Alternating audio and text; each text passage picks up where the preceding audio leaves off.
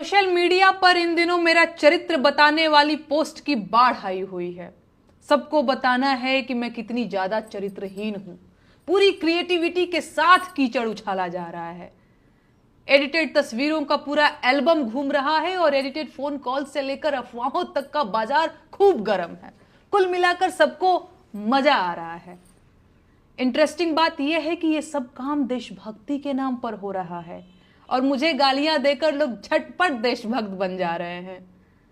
अगर मैं इस प्रोसेस को न समझ रही होती तो मैं जरूर परेशान हो जाती, कमजोर पड़ जाती, टूट जाती।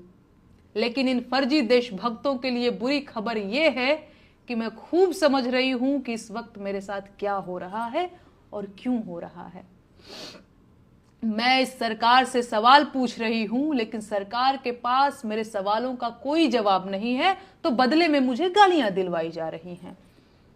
सवाल पूछने वाली लड़कियों को रोकने का सबसे आसान तरीका यही तो है, उनके चरित्र पर सवाल उठा दो। बेचारी डर जाएंगी। न डरे तो वैश्या बोल दो, उनके घर वाले डर जाएंगे और उन्हें चुप करा देंगे। फिर भी ना माने तो देशद्रोही और गद्दार बोल दो, FIR दर्ज करा दो, जेल का डर दिखा दो। ये लोग इतने कायर हैं कि सवाल पूछने वाली एक लड़की को बर्दाश्त नहीं कर पा रहे हैं। पूरी IT सेल की फौज लगा रखी है। मेरा फोन नंबर तक वायरल कर दिया गया है। डेली सैकड़ों फोन कॉल्स आ रहे हैं और ये सब सिर्फ इसलिए कि मेरा हौसला टूट जाए।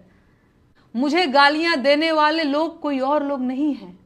ये वही लोग हैं जिन्होंने सावित्रीबाई फुले के ऊपर कीचड़ फेंका था।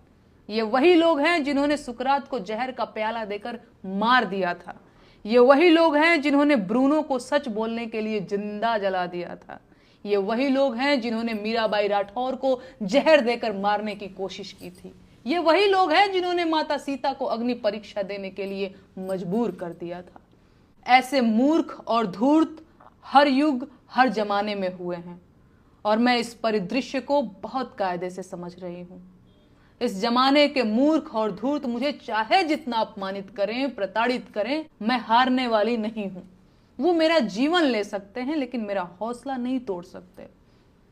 सुकरात अगर जहर का प्याला न पीता तो मर चुका होता, पर सुकरात आज भी इसीलिए जिंदा है क्योंकि उसने झूठ बोलने के बदले जहर पीना स्वीकार किया।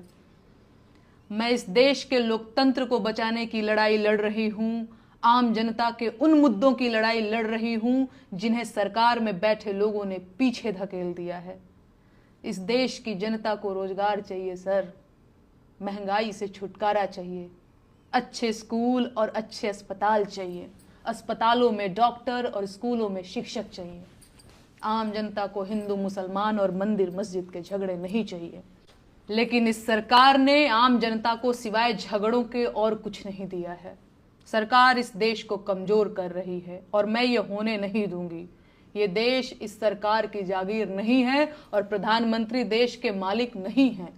मैं ये बात 1000 बार बोलूंगी, फिर चाहे इसके लिए मुझे जहर का प्याला ही क्यों न पीना पड़े। इस देश के हाकिम को पता होना चाहिए कि मैं सिकंदर लोदी से नहीं डरती हूं। बाकी इस देश के महिला आयोग से मुझे कोई शिकायत नहीं है। आपकी मजबूरी मैं समझ सकती हूं। भाजपा के नेता महिलाओं पर जिस मुखरता से बयान दे रहे हैं उसे देखकर मैं आपकी हालत का अंदाजा लगा पा रही हूं। तो आप लोग अपना ख्याल रखिए। नमस्ते जीत जी।